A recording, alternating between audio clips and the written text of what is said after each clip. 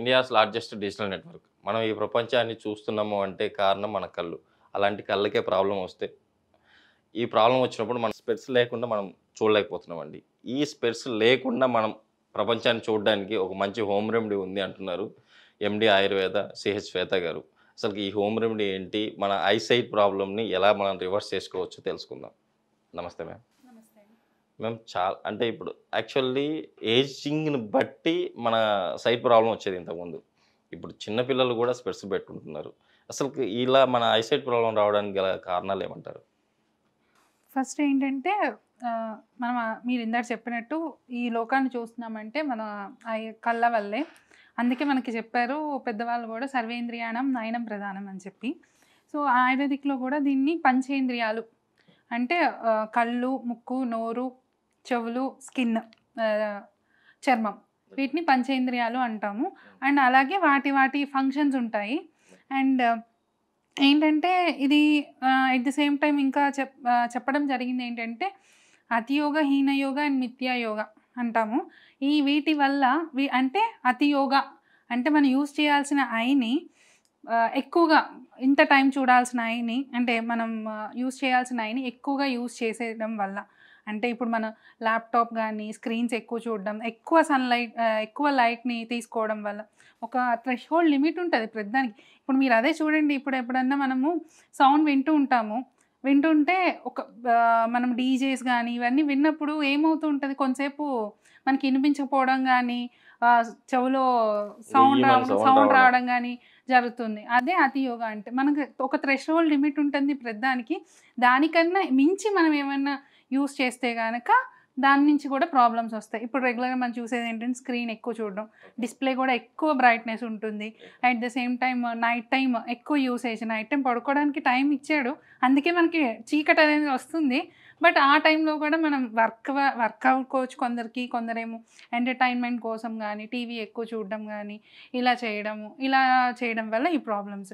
ఇంకా మిథ్యాయోగం అంటే ఏంటంటే యూస్ చేయాల్సిన దానికన్నా డిఫరెంట్గా యూస్ చేయడం. అంటే ఇప్పుడు ఇంత దూరం నుంచి టీవీ చూడాలి, కానీ మనం ఏంటి చాలా దగ్గర నుంచి చూస్తున్నాం, పెద్ద పెద్ద టీవీస్ పెట్టుకుంటున్నాము. బట్ దీని మధ్యన మనకి టీవీకి మనకి మధ్యన మినిమం 6 feet డిస్టెన్స్ అయితే ఉండాలి, కానీ అది ఉండట్లేదు. చాలా దగ్గరికి వెళ్ళి కూర్చొని చూడడము ఇలా జరుగుతుంది. సో అది మిథ్యాయోగ. యూస్ చేయడానికన్నా డిఫరెంట్గా యూస్ చేయడం ఐస్ని.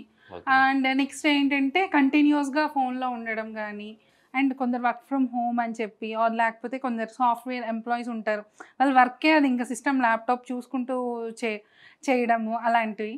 సో అలా చేయడం వల్ల మనకి ప్రాబ్లమ్స్ ఐసైట్ కానీ, ఇంకా డ్రైనెస్ ఆఫ్ ఐ అంటే బాగా పొడిబారిపోవడం, మన ఐ పొడిబారిపోయి ఇచ్చింగ్ రావడం, రెడ్నెస్ రావడం, బాగా దురదపెట్టి నలుపుకుంటూ ఉంటారు. ఏంటంటే జరిగేది ఏం లేదు, డ్రైనెస్ వస్తుంది. డ్రైనెస్ రావడం వల్ల మనం ఎప్పుడూ చూసుకుంటూ ఉంటే మనకు ఒక సెక్రేషన్ ఉంటుంది ఐలో కూడా. ఇప్పుడు మనం ఇంతకుముందు మాట్లాడుకున్నట్టు స్కిన్కి మాయిశ్చర్ ఎలాగా అవసరమో ఐ కూడా మెయింటెనెన్స్కి మాయిశ్చర్ అలాగా. సో అవి లేకపోవడం, డ్రైగా అవ్వడము ఇలా జరుగుతూ ఉంటుంది. దీనివల్ల చిన్నపిల్లల్లో కూడా ఎక్కువ ఇలాంటి ఇష్యూస్ రావడము, స్కూల్కి వెళ్ళే పిల్లలు స్పెట్స్ తీసి పక్కన పెడితే చూడలేని పరిస్థితి ఉంది, అంత మసకగా కనిపించడం ఇలా జరుగుతూ ఉన్నాయి. ఇవన్నీ ఏంటంటే మనం యూస్ చేయాల్సిన దానికన్నా డిఫరెంట్గా యూస్ చేయడం, ఎక్కువగా యూస్ చేయడం వల్ల అయిని ఇలాంటి ప్రాబ్లమ్స్ వస్తున్నాయి.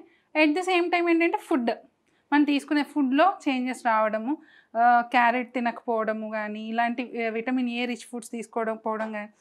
అదేమంటే మేము ఫ్రైడ్ రైస్లో క్యారెట్ వేసి పెడుతున్నాం ఇలా అంటున్నారు, కానీ ఒక హెల్దీ మీల్ ఇప్పుడు మీరు ఫ్రైడ్ రైస్ తీసుకుందాం, క్యారెట్ ఎంత వేసుకుంటారు? ఒకటి వేసుకుంటారు క్యారెట్. ఈ ఫ్యామిలీ మొత్తానికి ఒక క్యారెట్ న్యూట్రియం సప్లై సరిపోదు కదా.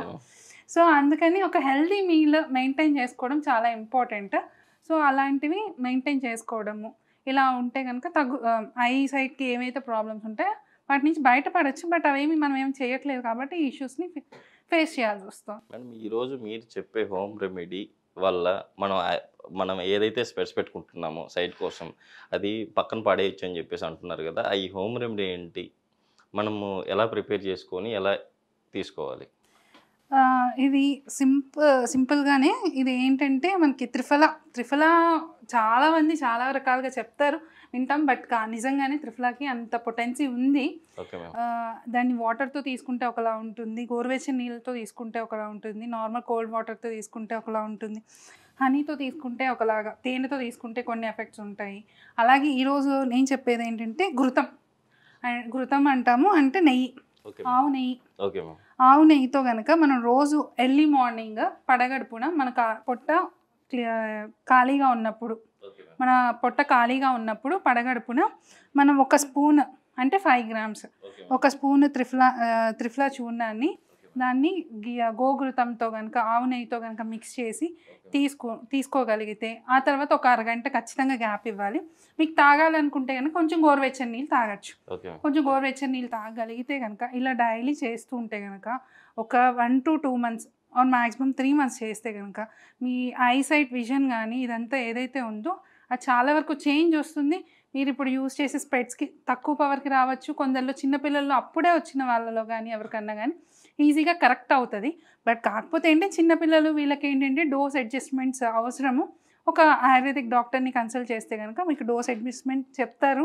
లేదు ఇలా కాకపోయినా మార్కెట్లో త్రిఫ్లా ఘృతం అని కూడా అవైలబిలిటీ ఉంది.